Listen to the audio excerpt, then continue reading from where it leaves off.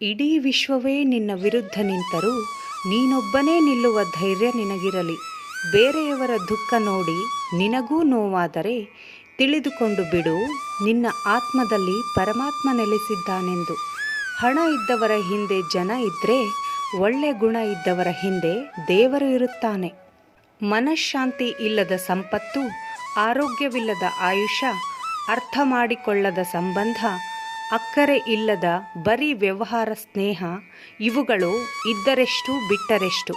ಒಬ್ಬಂಟಿಯಾಗಿದ್ದರೂ ಪರವಾಗಿಲ್ಲ, ನಿನ್ನ ಪಾಡಿಗೆ ನೀನಿರು.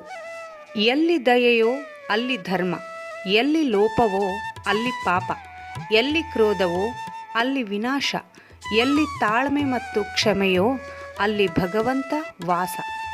ಪ್ರತಿಯೊಬ್ಬರ ಕಷ್ಟಕ್ಕೆ ನೀ ಸ್ಪಂದಿಸು. ನಿನ್ನ ಕಷ್ಟಕ್ಕೆ ಖಂಡಿತ ಭಗವಂತ ಸ್ಪಂದಿಸುತ್ತಾನೆ. ಕಣ್ಣಿಗೆ ಕಾಣುವುದೆಲ್ಲ ಸತ್ಯವಲ್ಲ. ಕೋಪದಲ್ಲಿ ಮಾತನಾಡುವವರೆಲ್ಲರೂ ಕೆಟ್ಟವರಲ್ಲ. ಮನುಷ್ಯ ಕೆಟ್ಟ ಕೆಲಸ ಮಾಡುವಾಗ ಹಿಂದೆ ಮುಂದೆ ಅಕ್ಕಪಕ್ಕ 4 ದಿಕ್ಕುಗಳನ್ನು ನೋಡುತ್ತಾನೆ. ಆದರೆ ಮೇಲೆ ಮಾತ್ರ ನೋಡಲು ಮರೆತು ಬಿಡುತ್ತಾನೆ. ಮೇಲೆ ಒಂದು ಕಾಣದ ಶಕ್ತಿ ನೋಡುತ್ತಿರುವುದನ್ನೇ ಮರೆಯುತ್ತಾನೆ. ನನ್ನೆಲ್ಲ ಕಷ್ಟಗಳಿಗೆ ನಿನ್ನನ್ನು ಹೊಣೆಯಾಗಿಸಲಾರೆ ದೇವಾ. ಅರಿವಿದೆ ನನಗೆ, ಈ ಪರೀಕ್ಷೆಗಳೆಲ್ಲ ನನ್ನನ್ನು ವಜ್ರದಂತೆ ಗಟ್ಟಿಗೊಳಿಸಲು ನೀಡುತ್ತಿರುವೆ ಎಂದು, ಮತ್ತು ಎಲ್ಲ ಸಂದರ್ಭಗಳಲ್ಲೂ ನೀ ನನ್ನ ಜೊತೆ ಇರುವೆ ಎಂದು. ಸಮಸ್ಯೆಗಳನ್ನು ತಂದುಕೊಳ್ಳುವುದು ನಾನೇ ಅಂದ ಮೇಲೆ ಪರಿಹಾರ ಕಂಡುಕೊಳ್ಳುವ ಹೊಣೆಯೂ ನನ್ನದೇ. ನಿರಾಸೆಯೇ ಬದುಕು ಎಂದು ಕೊರಗಬಾರದು. ಎಲ್ಲ ಕಷ್ಟಗಳು ನಮಗೆ ಎಂದು ಭಾವಿಸಬಾರದು. ಏಕೆಂದರೆ ನಮಗಿಂತಲೂ ಉತ್ತಮರು ಇದ್ದಾರೆ, ಹಾಗೂ ನಮಗಿಂತಲೂ ಕಷ್ಟದಲ್ಲಿರುವವರೂ ಇದ್ದಾರೆ. ಎಲ್ಲ ಸಮಯದಲ್ಲೂ ಮನುಷ್ಯನಾಗಿದ್ದರೆ ಸಾಕು. ಮನುಷ್ಯನಿಗೆ ನೋವುಗಳೇ ಇರದಿದ್ದರೆ ಸಂತೋಷಕ್ಕೆ ಬೆಲೆ ಇರುತ್ತಿರಲಿಲ್ಲ. ನಾವು ಬಯಸಿದ್ದೆಲ್ಲ ಸಿಗುವಂತಿದ್ದರೆ ಜಗತ್ತಿನಲ್ಲಿ ಆ ಭಗವಂತನ ಅವಶ್ಯಕತೆ ಇರುತ್ತಿರಲಿಲ್ಲ. ಪ್ರತಿಯೊಂದರ ಬೆಲೆ ತಿಳಿಯುವುದು 2 ಬಾರಿ ಮಾತ್ರ. ಒಮ್ಮೆ ಅದನ್ನು ಪಡೆಯುವ ಮೊದಲು ಇನ್ನೊಮ್ಮೆ ಅದನ್ನು ಕಳೆದುಕೊಂಡಾಗ. ಆದುದರಿಂದ ಯಾವುದೇ ಆಗಲಿ ನಮ್ಮ ಬಳಿ ಇದ್ದಾಗ ಅದರ ಬೆಲೆ ತಿಳಿಯುವುದು ಒಳ್ಳೆಯದು. ಮನುಷ್ಯ ಹುಟ್ಟುವಾಗ ಉಸಿರು ಇರುತ್ತದೆ, ಆದರೆ ಅವನಿಗೆ ಹೆಸರು ಇರುವುದಿಲ್ಲ. ಮತ್ತು ಮನುಷ್ಯ ಸತ್ತಾಗ ಹೆಸರು ಇರುತ್ತದೆ, ಆದರೆ ಉಸಿರು ಇರುವುದಿಲ್ಲ. ಹೆಸರು ಮತ್ತು ಉಸಿರಿನ ನಡುವೆ ಪ್ರಯಾಣಕ್ಕೆ ಜೀವನ ಅಂತಾರೆ. ಯಾರೊಬ್ಬರ ಕೊರತೆಯಲ್ಲಿ ಬದುಕಬೇಡಿ, ಯಾರೊಬ್ಬರ ಪ್ರಭಾವಕ್ಕೆ ಒಳಗಾಗಬೇಡಿ. ಕೆಟ್ಟವರು ಕೆಟ್ಟದ್ದು ಮಾಡೋಕೆ ಶುರು ಮಾಡಿದರೆ ಕೆಟ್ಟದಾಗಬಹುದು. ಒಳ್ಳೆಯವರು ಕೆಟ್ಟದ್ದನ್ನು ಮಾಡೋಕೆ ಶುರು ಮಾಡಿದರೆ ಅದು ಭಯಂಕರವಾಗಿರುತ್ತದೆ. ಕೆಲವು ನೋವುಗಳು ನಮ್ಮನ್ನು ಪಂಜರದ ಹಕ್ಕಿಯಂತೆ ಮಾಡುತ್ತವೆ. ಭಗವಂತನು ಗರ್ಭಗುಡಿಯೊಳಗಿಲ್ಲ, ನಿನ್ನ ಗುಣದೊಳಗಿದ್ದಾನೆ. ಹಾರುವ ಬಾವುಟದಲ್ಲಿಲ್ಲ, ನಿನ್ನ ಶುದ್ಧ ಪಟಲದೊಳಗಿದ್ದಾನೆ. ಕಲ್ಲಿನ ಶಿಲೆಯಲ್ಲಿಲ್ಲ, ನಿನ್ನ ಕಾರುಣ್ಯ ಭಾವದೊಳಗಿದ್ದಾನೆ. ತುಂಬು ಕಳಶದಲ್ಲಿಲ್ಲ, ನಿನ್ನ ತುಂಬು ಹೃದಯದಲ್ಲಿದ್ದಾನೆ. ಹುಡುಕಿ ನೋಡು, ಸಿಗುವ. ಅವನು ನಿನ್ನ ಶುದ್ಧ ಅಂತರಂಗದೊಳಗೆ. ಮೊದಲು ಜನರು ಸಾಯುತ್ತಿದ್ದರು, ಆತ್ಮ ತಿರುಗುತ್ತಿತ್ತು. ಈಗ ಆತ್ಮ ಸತ್ತಿದೆ, ಕೇವಲ ಜನರಷ್ಟೇ ತಿರುಗುತ್ತಿದ್ದಾರೆ. ಕೆಲವರಿಗೆ ಪ್ರಯತ್ನ ಪಟ್ಟರೆ ಫಲ, ಕೆಲವರಿಗೆ ಪ್ರಯತ್ನ ಪಡದೇ ಫಲ, ಕೆಲವರಿಗೆ ಎಷ್ಟು ಪ್ರಯತ್ನ ಪಟ್ಟರೂ ಫಲ ಇಲ್ಲ.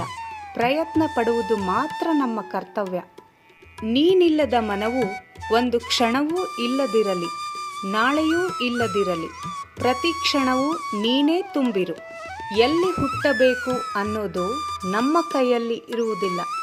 ಎಲ್ಲಿಗೆ ಹೋಗಿ ಮುಟ್ಟಬೇಕು ಅನ್ನೋದು ಮಾತ್ರ ನಮ್ಮ ಕೈಯಲ್ಲಿ ಇರುತ್ತೆ. ಮನುಷ್ಯನಿಗೆ ನೋವುಗಳು ಸಹಜವಾಗಿ ಬರುತ್ತೆ, ಹಾಗಂತ ನಾವು ಕುಗ್ಗಬಾರದು. ಆ ನೋವುಗಳನ್ನೇ ನಾವು ಕುಗ್ಗಿಸಬೇಕು. ನೋವುಗಳೇ ನಮ್ಮ ಮುಂದೆ ಕುಗ್ಗಲಾರಂಭಿಸಬೇಕು. ಜೀವನ ಅನ್ನೋದು ಸೋಲು ಗೆಲುವಿನ ಆಟ.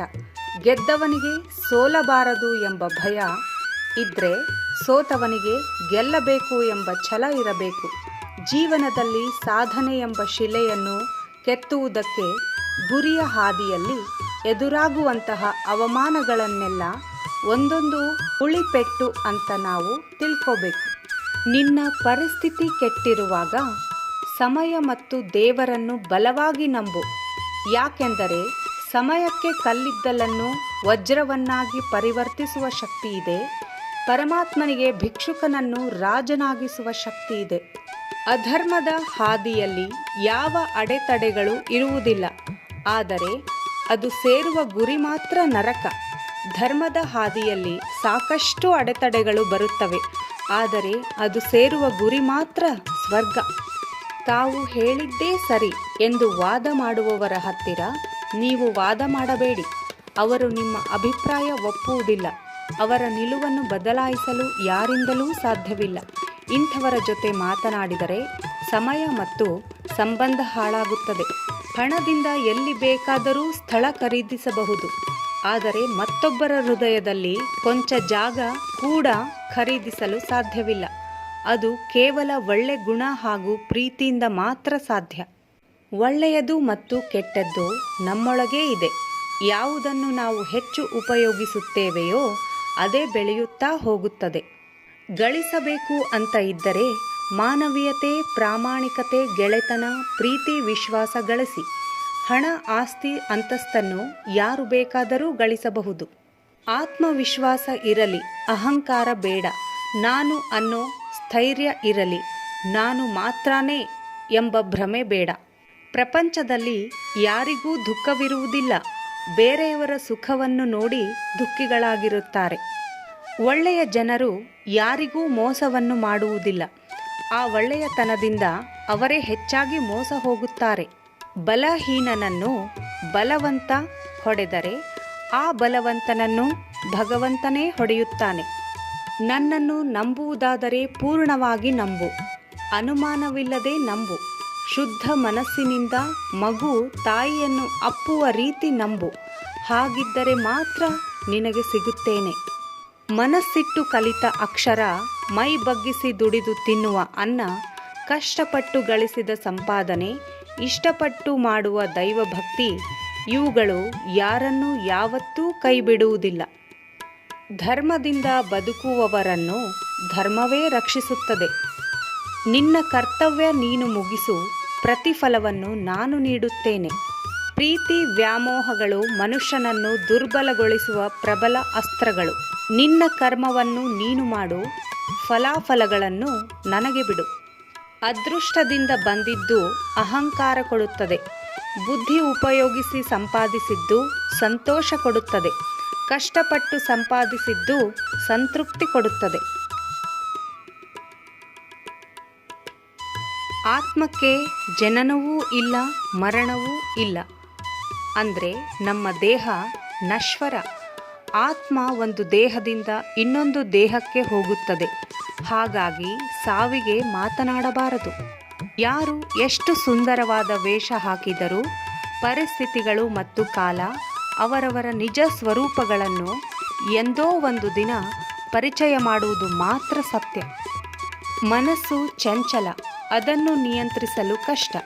ಆದರೆ ಅಭ್ಯಾಸದಿಂದ ಅದನ್ನು ಪಳಗಿಸಬಹುದು. ಆತ್ಮವನ್ನು ಆಯುಧಗಳಿಂದ ಚುಚ್ಚಲಾಗುವುದಿಲ್ಲ ಅಥವಾ ಬೆಂಕಿಯಿಂದ ಸುಡಲಾಗುವುದಿಲ್ಲ.